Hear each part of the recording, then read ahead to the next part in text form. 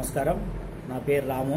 MBA HR, personal management, industrial relations and labour laws PG diploma చేశాను.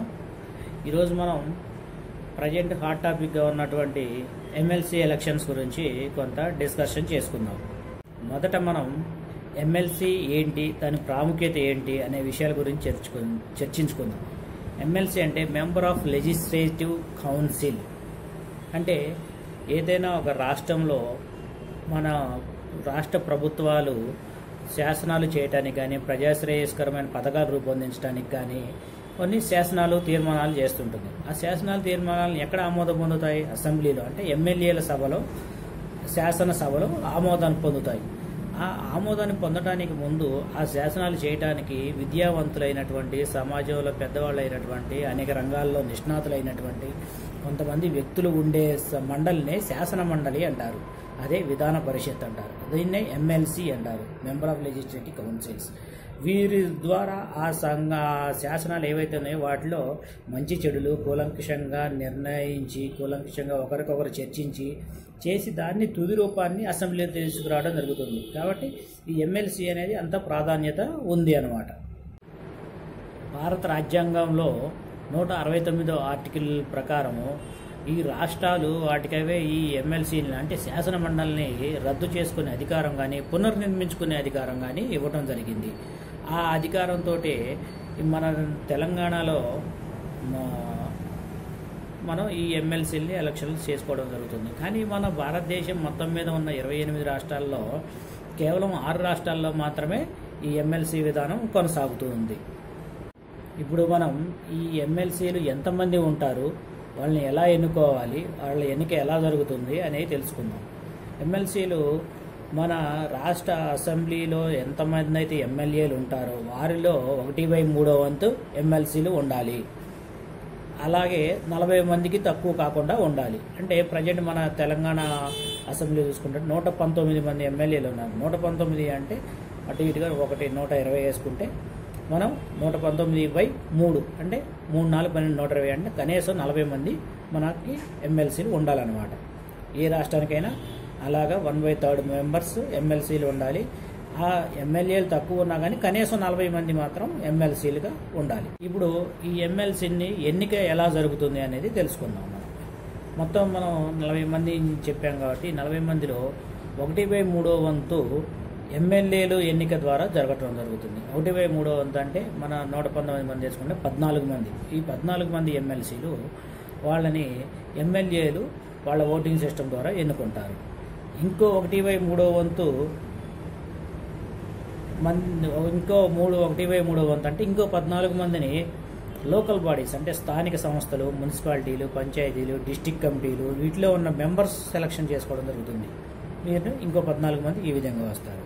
ఇంకోటి 1/6%. 1/6% అంటే 6.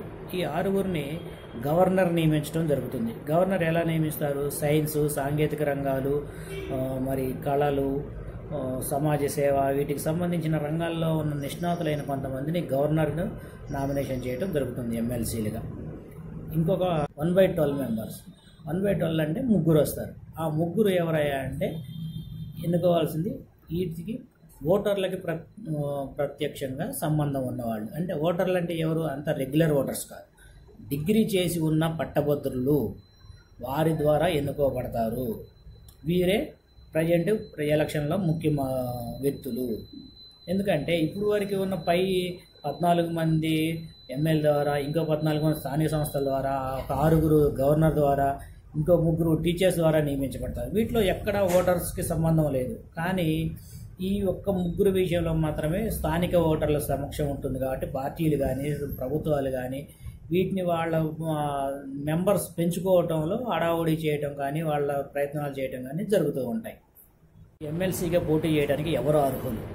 భారతీయ పౌరుడై ఉండాలి, కనీసం 30 సంవత్సరాలు నిండి ఉండాలి, పోటీ చేసే జిల్లాలో ఏదో ఒక జిల్లాలో తను ఓటర్ అయి ఉండాలి. మిగతా మన ఎలక్షన్ కమిషన్ నిబంధనలు ఎలా అయితే ఉన్నాయో వాటన్నిటికీ అనుగుణంగా ఉండాలి. పోటీ చేసే అర్హత సంపాదించి ఉన్న వ్యక్తులు ఈ ఎమ్మెల్సీకి పోటీ చేయడానికి అర్హులవుతారు. వీరి పదవీ కాలం 6 సంవత్సరాలు. కానీ ప్రతి 2 సంవత్సరాలకి రిటైర్ అవుతూ ఉంటారు. కాబట్టి వీరిని ప్రతి 2 సంవత్సరాలకి వీళ్ళని తిరిగి ఎన్నుకోవడం జరుగుతూ ఉంటుంది. ఇప్పుడే అసలు కథ మొదలైంది. ఏంటంటే ఈ రానున్న జనవరిలో జిహెచ్ఎంసీ ఎలక్షన్స్ ఉన్నాయి. అందులో ప్రభుత్వం తన సత్తా చాటుకోవడం కోసం ఈ ఎమ్మెల్సీ ఎలక్షన్ని ఒక ఇదిలాగా చూస్తూ ఉందన్నమాట. ఇందులో విజయం సాధించి దీన్నే ఒక చిరునామాగా జిహెచ్ఎంసీ ఎలక్షన్స్కి చేసుకోవాలనుకుంటుంది. అలాగే ఖమ్మం, వరంగల్, నల్గొండ ఎమ్మెల్సీ స్థానానికి కూడా ఇంతకు ముందున్నటువంటి పోటీ కంటే తీవ్రమైన పోటీ కొనసాగుతుండటంతో అటు కాంగ్రెస్ నుంచి, నిరుద్యోగ యువకుల నుంచి అధిక ఆదరణ ఉన్నటువంటి మానవతారాయ్, ఇంకొకటి ఈ మధ్య న్యూస్లో క్యూ న్యూస్ ద్వారా ప్రజాదరణ పొంది ప్రభుత్వాన్ని విమర్శించడంలో మొదటిగా ఉన్నటువంటి తీన్మార్ మల్లన్న ఈ నియోజకవర్గం ఎమ్మెల్సీ స్థానం నుంచి పోటీ చేయటం. ఈ తరుణంలో పట్టభద్రుల్లో కొంత అయోమయం నెలకొని ఉండటం వల్ల కొన్ని సందేహాలు నివృత్తి చేయడం కోసమే ఈ వీడియో చేయడం జరిగింది.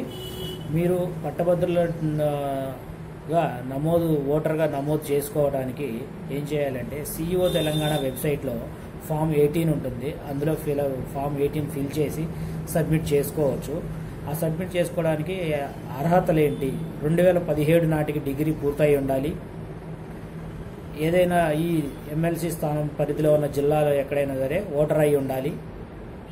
ఇవి అర్హతలు. ఇంకోటి కావాల్సిన దానికి జతపరచవలసిన పత్రాలు ఏంటంటే పాస్పోర్ట్ సైజ్ ఫోటో, మీ ఓటర్ ఐడి కార్డ్ మరియు మీరు డిగ్రీ పట్టా, వీటిని స్కాన్ చేసి ఆ వెబ్సైట్లో అప్లోడ్ చేస్తే మీకు రిజిస్ట్రేషన్ నెంబర్ వస్తుంది. ఇదే కాకుండా మీరు మీ voter ID, passport size photo, degree memos, ఆ డిగ్రీ పట్టా మాకు వాట్సాప్ చేసినా కానీ మెయిల్ చేసినా కానీ మేము రిజిస్ట్రేషన్ చేస్తాము. మా వాట్సాప్ నెంబర్ 9989951502. మా మెయిల్ ఐడి vmlcreativeprints@gmail.com మరియు martha.ramu@gmail.com. Thank you.